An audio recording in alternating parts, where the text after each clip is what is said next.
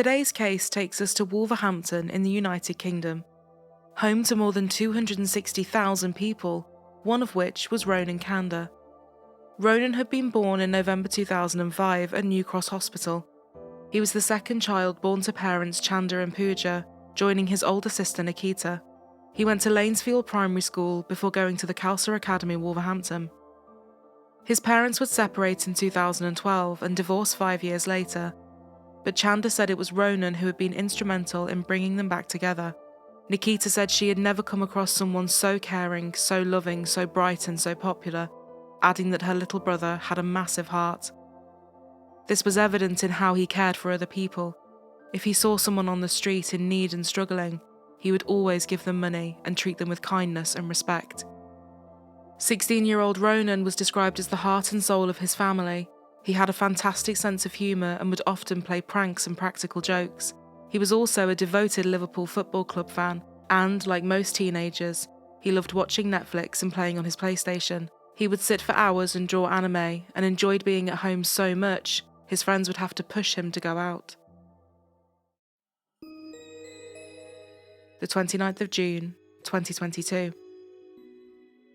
It was a bright summer's day in Wolverhampton. 5 days before, Ronan had completed his GCSE exams and was ready to start a new and exciting chapter.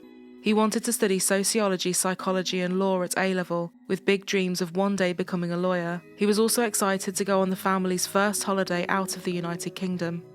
At around 4:30 p.m, Chanda gave his son and his son's friends a lift to the Midland Snooker Club on Oxford Street in Bilston. This was a place Ronan had been going to with his family since he was a child, and they would also enjoy meals out there. Before leaving, Pooja gave her son a kiss, told him he looked handsome, and waved goodbye as they set off. At 7:30 p.m, Ronan called his father to ask if he could pick him up and give him a lift home. After getting back to his house on Mount Road, he later set off again to buy a PlayStation controller from a friend. His dad then phoned him and offered to pick him up, but Ronan declined and said he would instead walk home. He put his headphones on, started his music, and set off.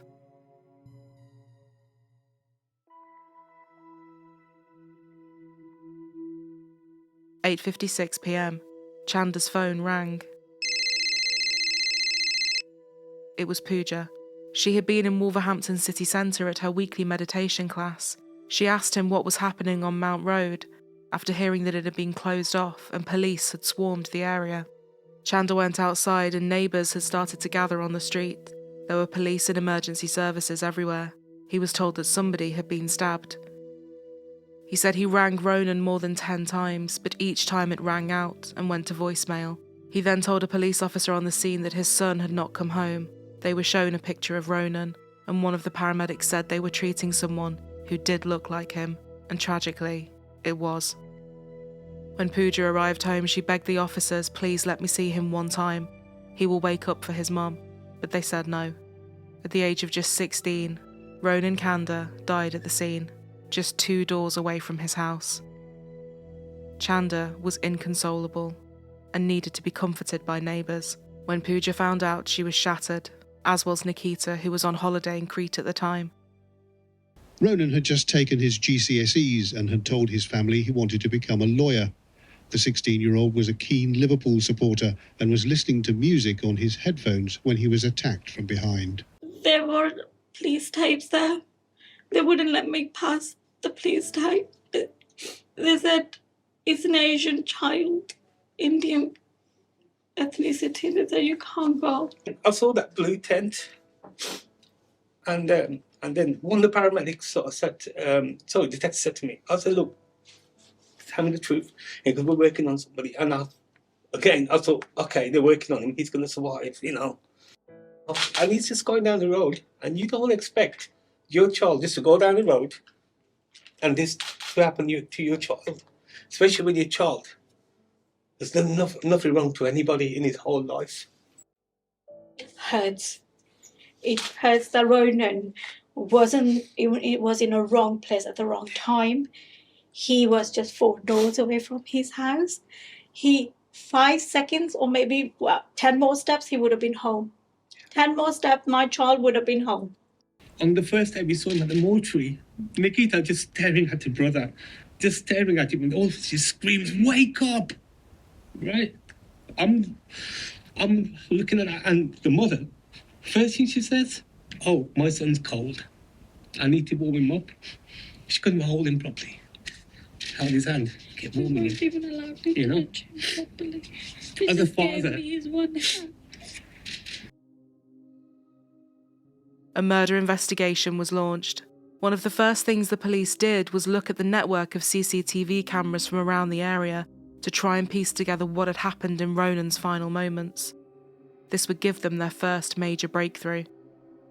2 males were seen brandishing both a ninja sword and a machete, running towards where Ronan was.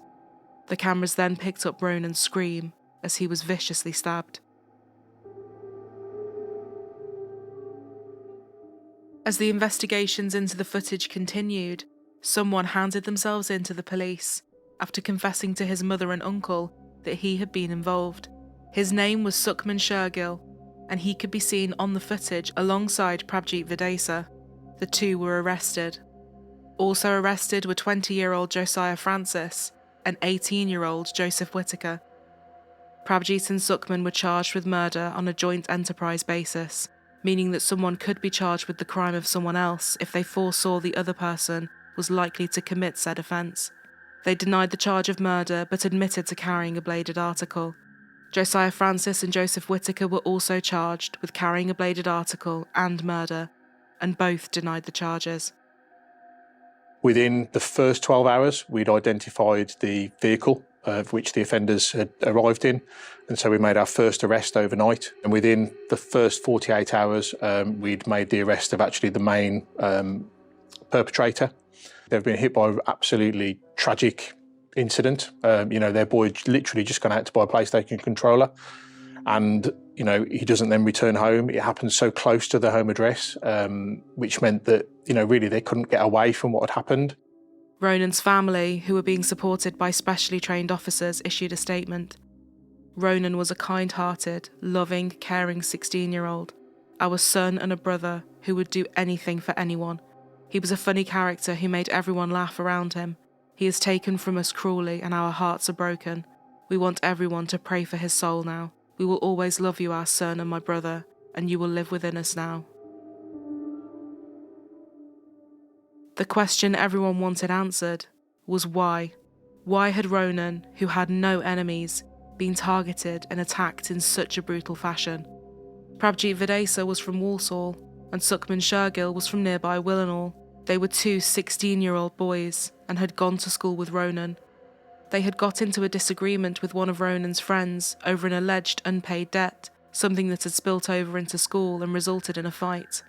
The more the police looked at the CCTV footage, the more damning evidence they found. On the day of Ronan's death, Prabjit had gone to the local post office and picked up a machete and ninja sword that he had purchased online. He had used his mother's ID to buy them, and when he got to the post office, all he had to do was give them his name, and he was handed the parcels. They did not check any ID, and simply looked at him and assumed he was over the age of 25. The parcel he had collected that day was one of almost 30 weapons he had purchased online over the previous few months. He would then sell them on to people at school. After going to the post office, he had conspired with the 3 others, Sukhman, Josiah and Joseph. It was decided they were going to pay Ronan's friend a visit and scare him into paying back the money it was alleged that he owed. And given the blades he had brought, it was evident it was going to be violent. The 4 then got into a red Vauxhall Corsa driven by Josiah. Sat in the passenger seat was Joseph, and Sukhman and Prabjit were sat in the back. Just before 8:30 p.m, Ronan had almost made it home. The Corsa had been parked on Beach Avenue, and Prabjit and Sukhman got out. They were then seen running towards Mount Road at 8:34 p.m. They ran after Ronan and attacked him from behind. He was stabbed twice, once in the side and once in the chest, with one of them piercing his heart. One of the stab wounds had gone 20 centimetres into his body, and the other 17 centimetres. Prabjit had been the one to deliver these fatal blows. Sukhman had brandished the weapon but not used it. As Ronan screamed out in pain, they realised they had not attacked their intended target. It was a case of mistaken identity. They proceeded to run off down the street, back to the car, leaving Ronan on his own as he lay dying. The car then pulled away and drove off towards Birmingham New Road. It would later emerge that they had seen Ronan coming out of the house where the intended victim had lived, and assumed that he was the boy they were looking for. Following this, it was now time for them to go to trial. Prosecutor David Mason KC spoke of the significant planning that had been involved, and that both Prabjeet and Sukhman had discarded their black clothes, face coverings and the weapons after Ronan was stabbed. He said that Ronan had absolutely no chance whatsoever when he was stabbed. He added he was not the intended victim. That fact makes this case even more tragic than other cases of this type. This was a brutal killing in broad daylight in a residential street in front of members of the public. We all have an imagination as humans, and I play that in my head. I can't sleep because I just see my boy, what they did to him, and I was only a few doors away, and this was happening to him, and it's heartbreaking, you know, what he had to go through, and you know, and these cowards, what they did, it's absolute cowardly, the attack, and no care, no compassion, and you know, it's just awful. Both Prabjeet and Sukhman testified during the trial, and it was confirmed that Ronan was not the target. They said they had merely wanted to scare the boy who they said owed them money. Prabjeet claimed that it had been an accident and he had only wanted to poke around with the sword he was carrying. He said it wasn't until Ronan was stabbed for the second time that he noticed it had actually struck him, and that it was Ronan. The prosecution hit back saying, "I would suggest you don't accidentally stab someone 20 centimetres and then 17 centimetres, do you? I never intended for the blade to enter the body. You intended to stab that young boy, didn't you? No. I would suggest it must have been screamingly obvious after you inflicted that first 20 centimetre wound to his abdomen that you had done it. You must have felt it happen, didn't you? No." He also denied that he was fascinated with knives, something which had been previously claimed, but admitted he had used false IDs to buy them and then sell them on. Sukhman said he was sad and angry after learning that Ronan had been attacked, and said that he had not been in it together with Prabjeet. The prosecution said there is no real evidence of any true remorse. Senior Crown Prosecutor Samantha Dixon called the attack on Ronan a horrifying act of violence and an act of cowardice. Adam Morgan, Prabjeet's defence lawyer, said he is genuinely remorseful. It is something he will have to bear for the rest of his life. Timothy Hannam KC, who was Sukhman's defence lawyer, said this was a joint enterprise offence, but a distinction can be drawn between the two defendants. Mr. Videsa was the one who actually killed Ronan. Mr. Videsa was the one who stabbed him, not Mr. Shergill. The trial would last for 5 weeks. After 2 hours of deliberations, the jury had returned their verdict. Both Joseph Whittaker and Josiah Francis, who had been in the car that day, were acquitted of all charges. At Wolverhampton Crown Court, Prabjeet Videsa and Sukhman Shergill were found guilty of murder and were found to have acted in joint enterprise in the killing. Before they were sentenced, Mr. Justice Chowdhury lifted the restrictions that had surrounded the case due to the age of the accused, and both Prabjeet and Sukhman were named in the press for the first time. Ronan's family sat and sobbed in the gallery as they wore shirts with "Justice for Ronan" on them. Ronan's mom Pooja told the courtroom that she had replayed the last time she saw her son over and over in her mind. She spoke directly to his killers, saying, "If there is a God, they will show you the real justice my son deserves." Mr. Justice Chowdhury's sentencing remarks were televised, the first time this had ever been done at Wolverhampton Crown Court. Prabjeet Videsa, Sukhman Shergill, you have both been found guilty of the murder of Ronan Kanda. You've also both pleaded guilty to the offence of possessing a bladed article, namely a knife, in a public place. I must now sentence you for those offences. The devastation caused by that cowardly act of running up behind him and stabbing him not once but twice is hard to comprehend. No term of years will seem sufficient punishment to the family for your crime. No term of years will begin to compensate the family for their loss. This case is another instance of the national scourge of knife crime, as a result of which young lives are brutally cut short because of the ease with which lethal weapons can be obtained and used on our streets. Your actions have also ruined your own lives, and that of your own families. Although, of course, you still have your own lives. You have both expressed some remorse. However, you both appear not to be ready to accept full responsibility for your actions. That is consistent with your young age and your current level of maturity.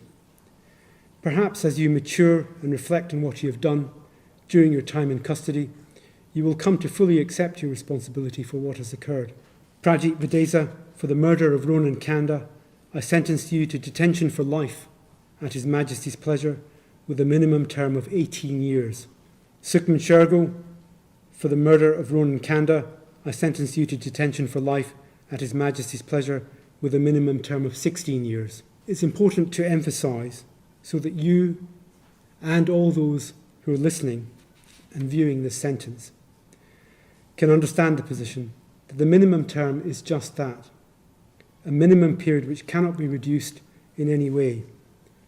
After your respective minimum terms are served, there is no guarantee that you will be released at that time or at any particular time thereafter. It is only if the parole board decides that you are no longer a danger to society and fit to be released that you will be released. That will not be before you have served every day of your minimum term. That concludes my sentence. You may take them down. Detective Inspector A. George, who had led the investigation into Ronan's murder, said following the sentencing, "The pain of losing a child is immeasurable, but to also know that he was not the intended target adds a whole new layer of grief, and I cannot begin to imagine the sorrow Ronan's family feel." The justice system does need to introduce tougher sentences, because to me, okay, they were 16 at the time, and he's took that into consideration, their age, but to me, I think the legal system needs to change, because knife crime is just an epidemic in this country, and it's going to continue, and the deterrents are not there. You know, the sentencing needs to be tougher, the law needs to get tougher, and just in general, I think we need to do something in this country to tackle knife crime, because it's a massive, massive problem, and these people were, buying these weapons, aliases, other names, parents, whatever, and it was so easy for them to get. And the worst thing was when this Prabhat Videsa, when he went to collect his weapon on that day, he wasn't even asked for ID, nothing. He just went there, got his package, and just walked out. And I'm thinking, how easy it is, This is not a justice to me. 16 years for a murder of a 16-year-old by 16-year-old children. This is not good enough. It is not good enough by the law. I do think, yes, we do need to do something much more stronger, much more bigger in order to stop this nonsense. Because youth crime is everywhere. It's everywhere recently, and I'm sick of listening it. I'm sick of listening other mothers losing their children as well. We are arranging marches, this is our campaign. We want to tell everybody what a beautiful, beautiful boy Ronan Kanda was. 1 year on from Ronan's murder, a vigil was held to remember him. Around 70 people gathered on Mount Road where doves were released and poems were read out.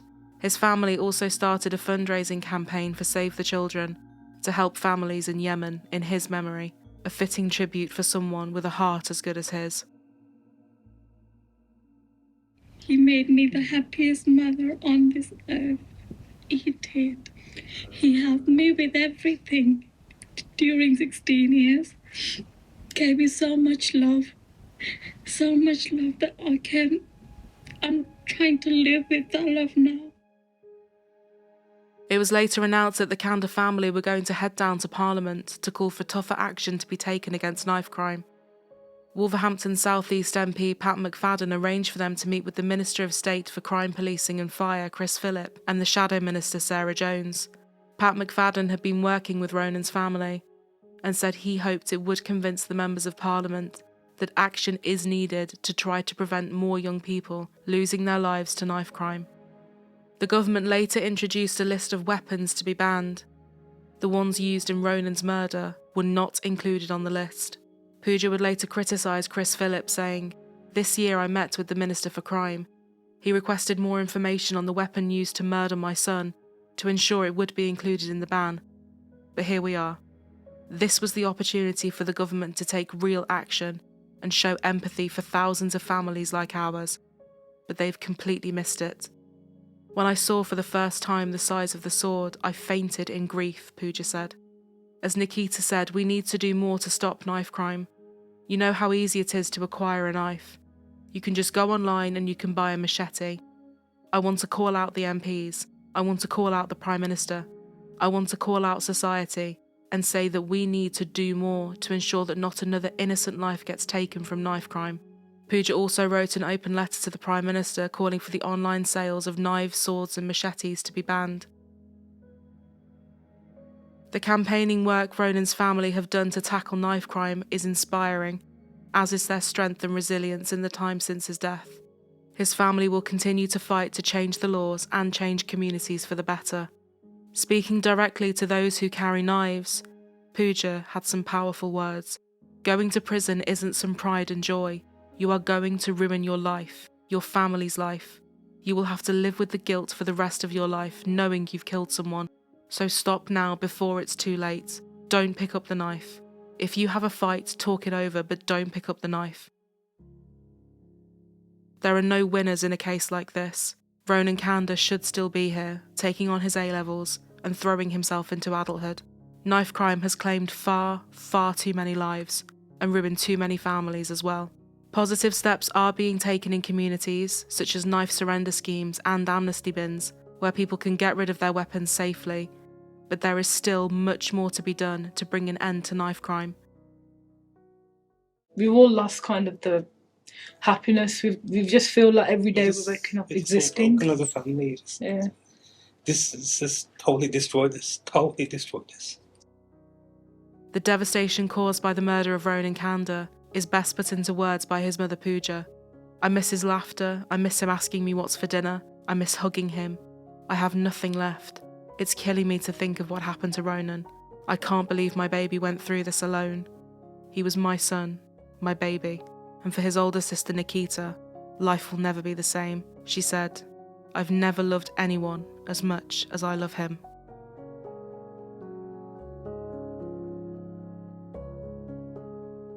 If you've been affected by any of the issues raised in today's case, we have left links to further resources in the description box below.